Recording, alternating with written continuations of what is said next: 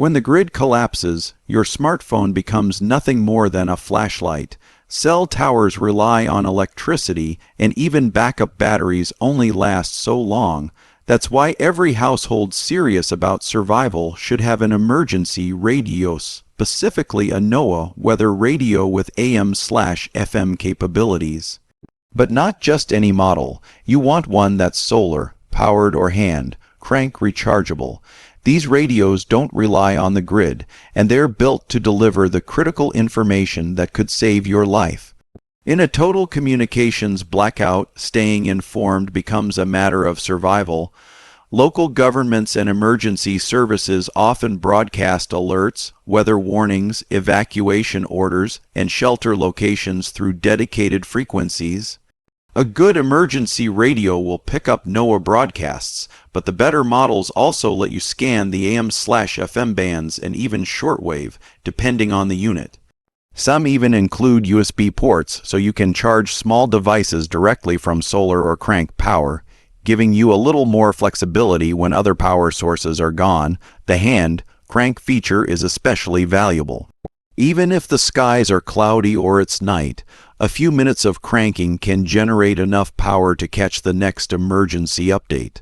Combine that with a built-in flashlight or siren, and you've got more than just a radio. You've got a lifeline.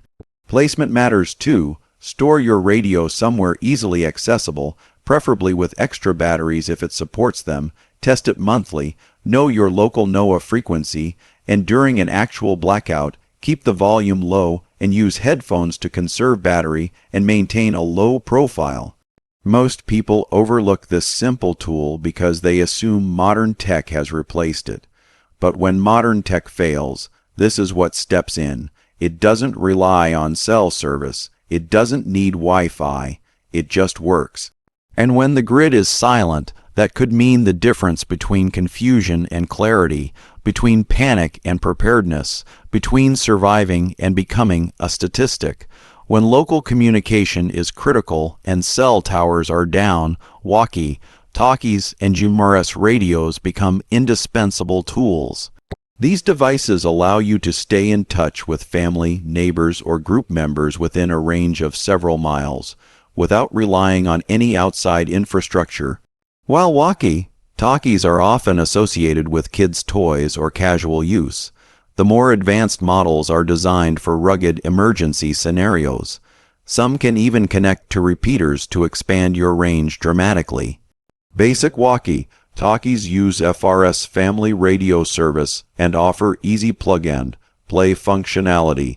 They don't require licenses, making them a quick and simple choice for short-distance communication. For example, if you need to coordinate with a family member in another part of the house or check on a neighbor 2 blocks away, a basic FRS radio is usually sufficient. However, for more serious preparation, GMRS General Mobile Radio Service radios are the way to go. These require a license in the U.S., but they offer significantly more power, up to 50 watts in some models, and access to repeater stations, which can extend your communication range to tens of miles. Many preppers use GMRS radios to build neighborhood communication networks, keeping communities informed and coordinated during a crisis. What makes walkie-talkies and GMRS radios especially valuable is their simplicity and durability. Most run on AA or rechargeable batteries, and many come with weatherproof or impact-resistant designs. Store a few fully charged units in an EMP-protected bag and rotate them regularly to ensure readiness. Practice is key. Hold monthly radio checks with your group. Set designated emergency channels and backup frequencies. Learn the basic radio etiquette. Short transmissions, speak clearly, and always identify yourself. When everything goes dark and panic sets in, being able to say, "I'm safe," or "help is needed here," without a cell phone can make all the difference. These radios bridge the silence and keep your world connected, one voice at a time. HM radio, also known as amateur radio, is one of the most powerful and reliable tools for long-distance communication when the grid collapses. Unlike walkie-talkies or GMRS radios, which are limited to short-range transmissions, HEM radios can reach across cities, states, or even countries, depending on the equipment, frequency band, and atmospheric conditions. It's why emergency services, military operators, and seasoned preppers have relied on HAM radio for decades. What makes HAM radio truly valuable in a grid-down scenario is its independence from modern infrastructure. It doesn't need the internet, it doesn't rely on satellites, it's entirely self-contained with the right antenna and a power source, solar, battery, or generator. You can send and receive messages even in complete isolation. This means you can stay informed about regional events, weather updates, emergency broadcasts, or even communicate with other operators hundreds of miles away. To use a HAM radio legally in the U.S., you need to pass a simple licensing exam issued by the FCC. There are 3 levels: Technician, General, and Extra. The entry-level Technician license allows access to local VHF/UHF bands, while higher levels open up international HF communication. Don't let the license requirement scare you. The test is manageable with a few days of study, and the knowledge you gain will make your communication setup far more effective. It's also important to build a small HAM Go kit. This includes a portable transceiver, foldable antenna, battery pack, and cables, all stored in a protective case, ready for deployment. Having a backup power source like a hand, crank, or solar panel ensures you're not limited by energy supply. And don't forget a logbook and printed frequency list to guide your operation during a blackout. In a crisis, information is power, and HEM radio puts that power back in your hands. While others are in the dark, you'll have ears in the air, a voice across the miles, and a line of communication that doesn't depend on fragile modern systems. When all else fails, HEM still talks. During a grid collapse, when phones are dead and the internet is down, one of the most overlooked yet vital methods of communication is the use of prearranged signals and message drops. These low-tech strategies have been used for centuries, long before cell towers and satellites, and they remain just as effective today, especially when stealth and simplicity are key. Prearranged signals are essential for basic communication without speaking a word. Think colored flags, lanterns, chalk markings, stacked stones, or items placed in specific positions. A red bandana in a window might mean emergency, while a green one could signal all clear. These signals work best when you've already discussed their meanings with your group or neighbors before a crisis happens. That way, everyone knows exactly what they're looking for and what to do next, without a single word spoken. Message drops or dead drops are another powerful tactic. These are hidden spots where you leave or retrieve handwritten notes for others in your group. It could be a jar behind a tree, a waterproof pouch taped under a mailbox, or a tin can buried under a marked stone. The key is consistency and security, choosing locations known only to trusted people and changing them if there's a risk they've been compromised. Using this system, you can share essential information like your current location, medical needs, supply requests, or plans to relocate. It's a form of silent communication that doesn't rely on electronics, batteries, or signals that can be jammed or intercepted. In times of total collapse or when facing threats from hostile individuals, this kind of analog messaging can keep you informed and connected while keeping you hidden. To prepare, establish your own set of signals and drop points now.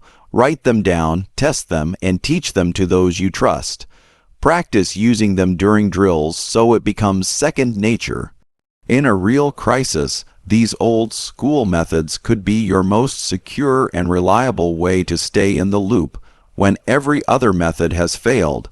One of the most resourceful and effective ways to communicate during a grid collapse is using community bulletin boards or central meeting points. In a digital blackout, information becomes scarce and people become isolated. Establishing a shared physical space for messages, updates, and coordination can reconnect neighborhoods and build a sense of unity, even in the middle of chaos. A community bulletin board can be as simple as a large piece of plywood, a front gate, or even the side of a building, set up in a secure and visible location. Use waterproof containers to hold paper, pens, and thumbtacks. Laminate a few instruction sheets explaining how to post updates, request help, or announce group meetings. Keep it organized with sections labeled urgent, resources, missing, and safety notices. Why is this important?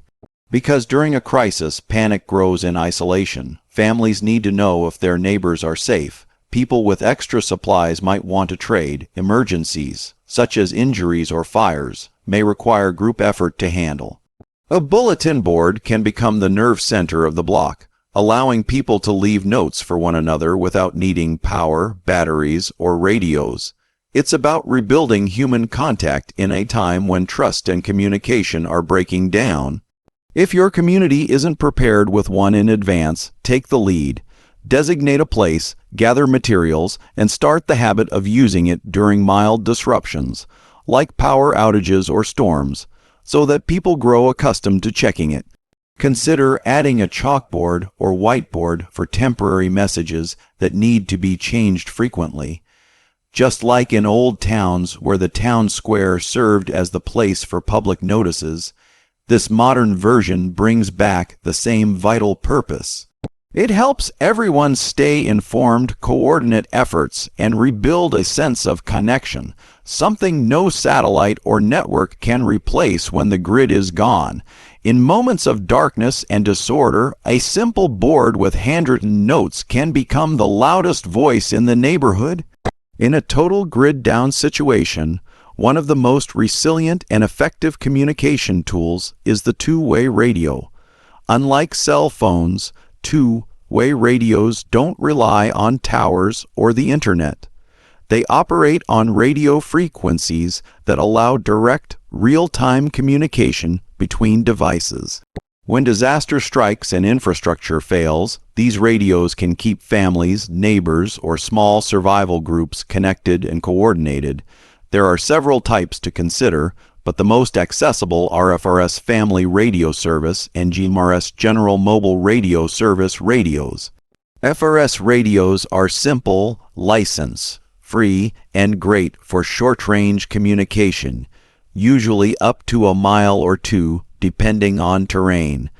GMRS radios require a license, but offer much better range and power, especially with the use of repeaters.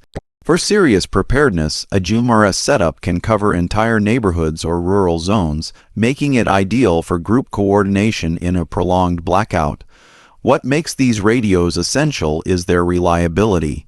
They don't require cell towers, satellites, or Wi-Fi, just line of sight and charged batteries, and many modern models are rugged, weatherproof, and feature NOAA weather alerts, flashlight functions, and rechargeable battery packs that can be solar charged or powered by hand crank devices. The key to using two-way radios effectively is preparation. Set up and test your radios in advance. Designate specific channels for emergencies and daily check-ins. Teach every family member or group participant how to operate them and use basic radio protocols like call signs, brevity codes, and the phonetic alphabet. This cuts down confusion and ensures that messages are clear even in high-stress situations. For extended outages, consider keeping extra batteries, solar chargers, or a power bank on hand. Pairing radios with earpieces can also make communication discreet and hands-free, which is crucial in dangerous or tactical situations. When everything else goes quiet, a two-way radio is a lifeline. It allows you to send a message, request help, coordinate movements, or simply check in with loved ones. It's not just a gadget. It's a survival asset that can mean the difference between being alone and being part of a team.